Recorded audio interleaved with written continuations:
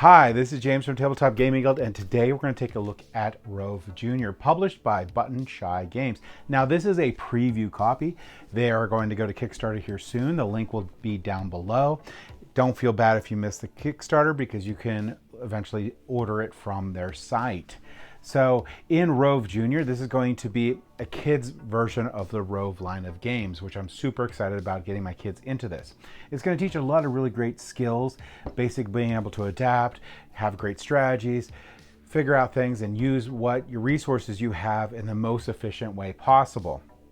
So this is going to be a slimmed down version of Rove. There's only going to be 4 command cards or module cards out there that you're going to move around. And it's going to be really interesting on the front where they have to figure out the puzzles each round. So let's go ahead down the table here. I'm going to show you how to play the game, and then we're going to come back and I'm going to give you my final thoughts.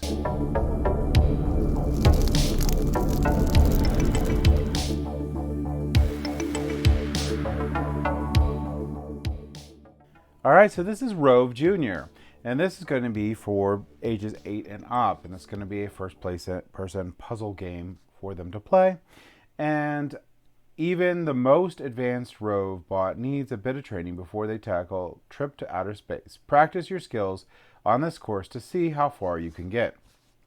Now, there's 2 different card types in this game. There's going to be these double-sided modules. So in this module here has an ability. So this one says discard entire hand, draw back up to a full 4 cards in hand, and once you use it, you flip it over. And then the other thing you have is a movement and mission card. So this is going to be the pattern that you're going to try to complete, and this is going to be your movement card. All right. So to set up the game is pretty simple. You're going to just shuffle these module cards here, and you're going to put it in a 2x2 grid. So here's your 2x2 grid. All right. Then we're going to shuffle up these cards, and after we shuffle up these cards, you're going to deal out 5 cards to the player here. If you're going to play, that's a standard game. If you're going to play a hard game, it's going to be 4 cards. If you're going to play the expert game, that's going to be 3 cards. And then we're going to place out one of these cards to be your starting quest here, or module that you're trying to complete. All right. So we would deal out 5 cards. And these are going to be our movement cards. Okay. And then we will place out our first module that we need to complete. So we need to actually place this into an L pattern here. So now that setup's complete, how do we play this game and what is the goal? So the goal of this game is going to be complete 7 of these.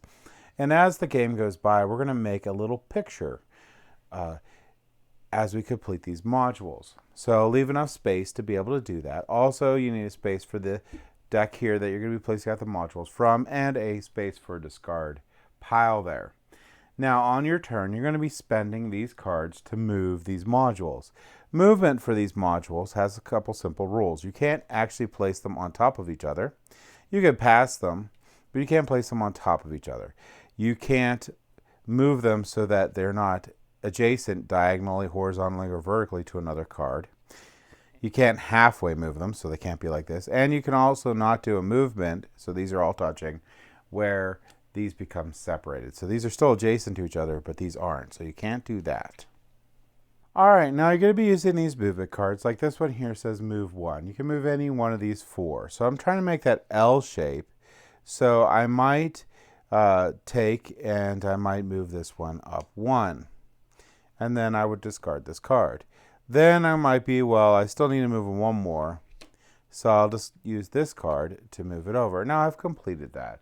Now that I've completed that, I'm going to draw back up to my full hand size. So in the standard game, that's going to be 5. And then I'll place out another mission here like this. And this is the pattern that I need to meet. Now you'll notice that this isn't very difficult because this is for a learning game for kids, and it could get more difficult by how many cards that you start with. So right here, this is a standard game. Once they get the hang of this, they can complete all 7 missions without running out of cards here. You can have them start the game with 4. and that makes it hard. or we could make it really hard and have them start out with 3. Either way, when they have completed a mission, they will draw up to whatever their starting hand size was. So in a standard game, 5, a hard game, 4, and a very hard game, 3. So that's it. They're going to be moving these modules around to complete these patterns. They're going to try to complete 7 patterns before, and if they do, they'll win the game. So if they run out of cards or they don't have any more abilities to use, they'll lose the game in here. The first game should be pretty straightforward. It's going to be pretty hard for them to not be able to complete all 7 patterns on there, especially with these special abilities on there, but it'll get them to learn the game. And then it gets more challenging once they get down to these 4 cards, and they get super challenging when they get down to these 3. And then when they become an expert on that, they can move on to the other Rove line games that are available through Button Shy Games, which are all solo games and all puzzle games, and really good for kids to learn that spatial memory. So that's really cool. So some of the abilities that you could have on these cards here are going to be move another module to an adjacent, or to be adjacent to this one. So that's pretty cool. That's a brain. Once we flip that over, that'll show it's been used. So if we use that, it'll no longer be available for the rest of the game. You also have this widget. Move any adjacent module to any valid position. Again, valid positions is everything still needs to be adjacent to each other. And this is move this module to be to any valid position, which is pretty cool too.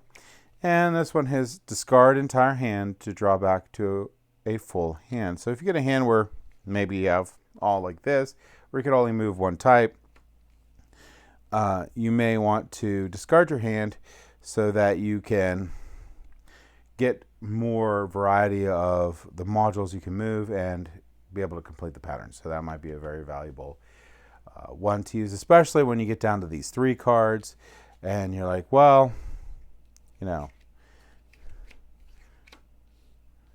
this one is still this has 3 of them. So which one's missing? I really need to move. No, they're all there, are they? All right. Well, a bad example. But anyway, you get to a point where there might be one you can't move, and you may need to move that. So that is going to be how you play Rove Jr. Let's go back up to the table here, and I'll give you my final thoughts on this game.